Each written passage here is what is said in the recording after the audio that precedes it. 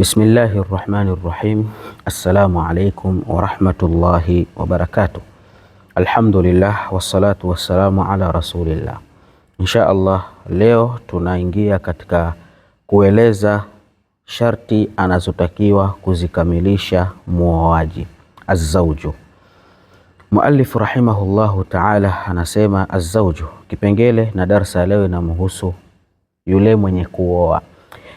Mwenye kuoa pia ana masharti ambayo anatakiwa kuyakamilisha au kuwa nayo ili awe na sifa ya yeye kuwa mume. Anasema muallif rahimahullahu ta'ala, yushtaratu fi zawji, inashartizwa kwa yule mwenye kuoa mwanamume huyo al-ikhtiyaru. Hili jambo analoliendea, sharti ya kwanza, anatakiwa awe ni mwenye kulifanya kwa khiari yake. Maana yake asiwe ni mtu amelazimishwa katika kulifanya jambo hilo. Na katika faida aliyotuwekea muallif rahimahullah anasema, fala yasihu zawajul mukrihi, haisihi kumwozesha mtu kwa kumlazimisha, illa idha kana ikrahan bihaqi, isipokuwa atakapokuwa hiyo ikrahi iliyopatikana ni haki yeye kufanywa hivyo ili jambo hilo liweze kufanyika. Kama idha talaqaha qabla i'ta'iha haqqiha, mfano hapa ametuwekea mfano wa mtu kulazimishwa kumooa binti fulani kwa haki. Anasema kama idha talaqaha qabla i'ta'iha haqqiha, mfano amempa talaka mkewe aliyekuwa naye, lakini kabla ya kumtekelezea moja katika haki zake, minal qisma au minal qismi, miongoni mwa haki anazotakiwa kutekelezewa mwanamke ni kupewa zamu. Maana yake huu ni mfano wa mtu ambaye ana wake wawili, akamwacha mmoja kabla ya kumpa zamu yake. Hivyo sheria inamtaka kwamba anatakiwa afanye nini? Anatakiwa alazimishwe kumooa tena ama kumrejea mwanamke huyo kisha ampe zamu yake. Anasema fayajuzu laha an tulzimahu, inajuzu kwa huyu mwanamke kulazimiana na huyo mwanamume, wa yu'iduha lahu, na arejeshwe mwanamke huyo kwa nani? Wa huyo mwanamume, liuaddi qismaha, ili atekeleze zamu yake. Idha lam yutalliq thalatha, pale ambapo atakuwa huyu mwanamume hakumwacha mwanamke huyu talaka tatu. Ikiwa amemwacha talaka tatu, basi intahal qadhiya inakuwa imemalizika. Lakini ikiwa labda ni moja au mbili, maana yake atalazimishwa na kadhi na msimamizi wa mambo ya sheria katika eneo hilo amrejee mwanamke huyo, kisha ampe zamu yake, aitekeleze zamu yake. Baada ya kuitekeleza zamu yake, kisha ndo ampe talaka. Kwa hivyo jambo la mwanzo katika mambo ya muhimu anayotakiwa au katika masharti anayotakiwa kuyakamilisha huyu azzauj ni al-ikhtiyar, afanye jambo hilo kwa khiari yake. Ya pili, adh-dhukuratu yaqinan, ni wanamume kwa yaqini. Manake kwa yaqini, tuwe na yaqini kwamba huyu mume ni mwanaume. Hapa anasema kharaja bidhalika al-khuntha, ametolewa kwa kauli hiyo al-khuntha. Khuntha ni mtu ambaye ana jinsia mbili, ya kike na ya kiume.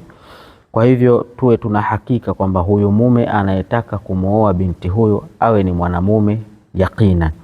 Wata'yinu, na awe ni mwenye kujulikana. Huyo mume anayetakiwa kuoa awe ni mtu ambaye ni mwenye kujulikana. Katika faida anasema fala yasihu an yaqula zawajtu ahadakum, kwa maana katika masharti anayotakiwa kuwa nayo mwanamume ni kuwa na at-ta'yin, kitu kinachoitwa ta'yin, ajue ni nani ambaye anakwenda kumuoa. Kwa maana ndo hapa katika faida aliyoiweka muallif anasema fala yasihu an yaqula zawajtu ahadakum, haisihi kusema kwamba nitamuoa mmoja wenu. Kwa maana ili mume ndoa isihi, maana yake yule anayekwenda kuolewa awe anamfahamu. Ama idha kanat hadira, ama itakapokuwa ni mbele ya yule mwanamke, fayakfi al-isharatu ilaiha, inatosha kumwashiria kwamba ni huyu ninayekwenda kumuoa. Kijana anayetakiwa kwenda kuoa, katika masharti anayotakiwa kuwa nayo ni kuhakikisha anamfahamu huyo mwanamke anayekwenda kumuoa. Lakini katika sharti la 4 anasema wa ilmuhu bismil mar'ati, ni lazima alifahamu jina la mwanamke huyo. Pale ambapo itakapokuwa mwanamke huyo hayupo mbele yake, akaambiwa je, unamfahamu unayemuoa, amjue kama ni Aisha, kama ni Maryamu, kama ni Rahma, kama ni Amina, wama ila dhalika. Kisha anasema au ainiha, au aifahamu ile dhati yake, kwa maana akimuona anamjua ndiyo huyu, hata kama itakuwa jina lake hamjui. Wa an la yakuna muhriman bihaji au umratin, na huyu mwanamume hapasi kuwa na sifa ya kufaa kuoa pale ambapo atakapokuwa kahirimia imma hija au umra, kwa maana katika masharti anayotakiwa kuyakamilisha asiwe ni mtu ambaye ni mwenye kuhirimia hija au umra. Sharti la 6, wa adamul mahramiyati bainahu wa baina zawjati, kusiwepo na undugu wa damu wa kinasabu baina ya huyo mume na mwanamke. Bi an la takuna minal muharramati alayhi, kwa maana huyo binti asiwe ni katika wale ambao wameharamishwa yeye kuwaoa, ala ta'bidi, milele, kwa maana wako aina ya wanawake ambao mwanamume hafai kuwaoa milele, au min jihati aljam'i, au katika jiha ya kuwakusanya, kwa maana kuwaweka pamoja. Maana yake unaruhusiwa kumuoa binti huu au unaruhusiwa kuwaoa mabinti hao, lakini kitu ambacho huruhusiwi ni kuwafanya wakawa pamoja katika ndoa moja. Walahu an yuwakkila ghairahu fi qabuli nikahi lahu, na anaruhusiwa kumwakilisha mtu mwingine katika kukubali kule kuoa kwake. Mfano, mimi ninamuoa binti fulani, lakini sawasawa nitakuwa na udhuru au sina udhuru wowote, naruhusiwa kisheria kumchagua mtu fulani akawa ndio badala yangu wa kwenda kuoa.